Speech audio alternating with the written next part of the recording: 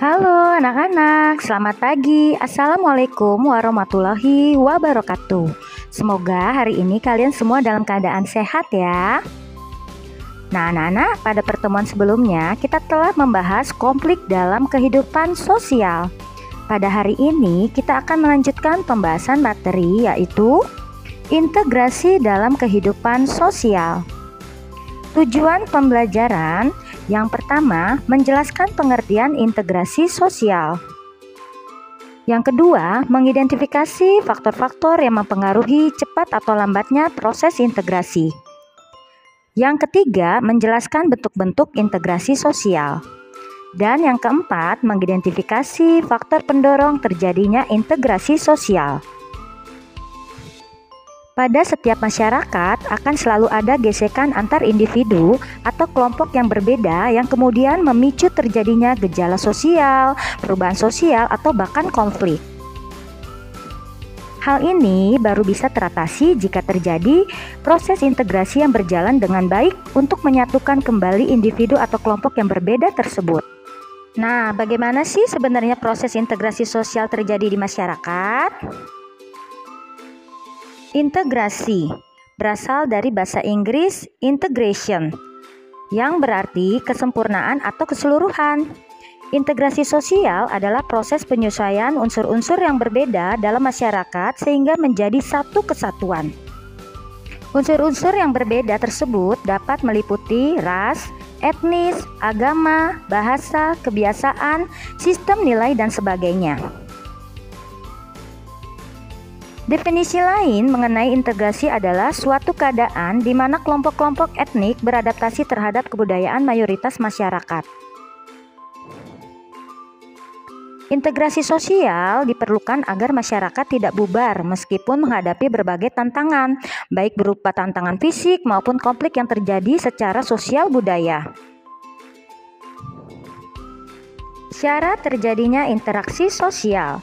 Yang pertama, anggota masyarakat merasa bahwa mereka berhasil saling mengisi kebutuhan-kebutuhan mereka. Yang kedua, masyarakat berhasil menciptakan kesepakatan bersama mengenai nilai dan norma.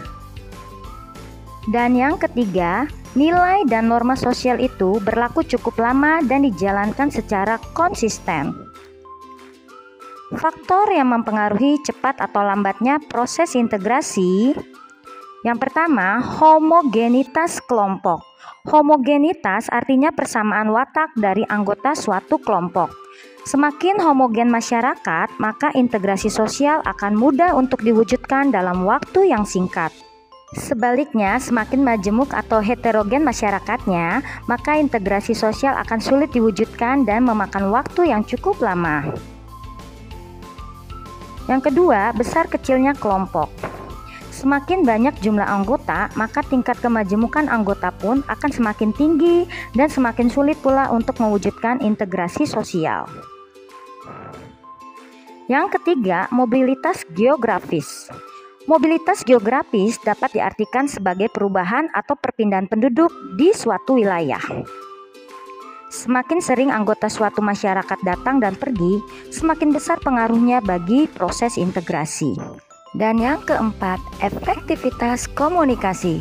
Semakin efektif komunikasi antar anggota, maka integrasi sosial akan lebih mudah terwujud. Sebaliknya, jika komunikasi antar anggota tidak efektif, maka integrasi sosial akan sulit terwujud dan membutuhkan waktu yang lebih lama. Nah, bagaimana bentuk-bentuk integrasi sosial? Nah, sekarang bagaimana bentuk-bentuk integrasi sosial? Yang pertama, integrasi normatif. Artinya, integrasi yang terjadi akibat adanya norma-norma yang berlaku di masyarakat.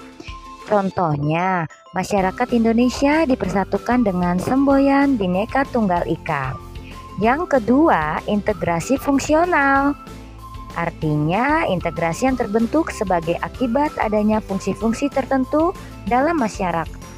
Sebagai contoh, Indonesia terdiri dari berbagai suku mengintegrasikan dirinya dengan melihat fungsi masing-masing.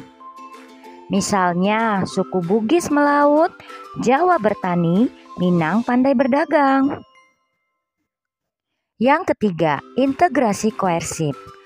Artinya, integrasi yang dilakukan dengan cara paksaan. Hal ini biasanya dilakukan bila diyakini banyaknya akibat negatif jika integrasi tidak dilakukan, atau pihak yang diajak untuk melakukan integrasi sosial enggan melakukan atau mencerna integrasi. Proses integrasi dilakukan melalui dua hal, yaitu yang pertama, asimilasi. Asimilasi artinya bertemu dua kebudayaan atau lebih yang saling mempengaruhi, sehingga memunculkan kebudayaan baru dengan meninggalkan sifat asli tiap-tiap kebudayaan. Dan yang kedua, akulturasi. Artinya proses sosial yang terjadi bila kelompok sosial dengan kebudayaan tertentu dihadapkan pada kebudayaan asing atau baru, sehingga kebudayaan asing diserap atau diterima dan diolah dalam kebudayaan sendiri tanpa meninggalkan sifat asli kebudayaan penerima. Selanjutnya, apa saja faktor pendorong integrasi sosial? Faktor-faktor pendorong integrasi sosial yaitu yang pertama, adanya toleransi terhadap kebudayaan yang berbeda. Yang kedua, kesempatan yang seimbang dalam bidang ekonomi. Yang ketiga, adanya sikap positif terhadap kebudayaan lain. Yang keempat, adanya sikap terbuka dari golongan yang berkuasa. Yang kelima, adanya kesamaan dalam unsur-unsur kebudayaan. Yang keenam, adanya perkawinan campur atau amalgamasi. Dan yang ketujuh, adanya musuh bersama dari luar. Untuk mempercepat terjadinya integrasi sosial, maka kita harus menerima bahwa tiap anggota masyarakat memiliki perbedaan. Serta kita harus menyadari bahwa setiap anggota masyarakat saling membutuhkan. Sampai di sini pembahasan materi integrasi dalam kehidupan sosial.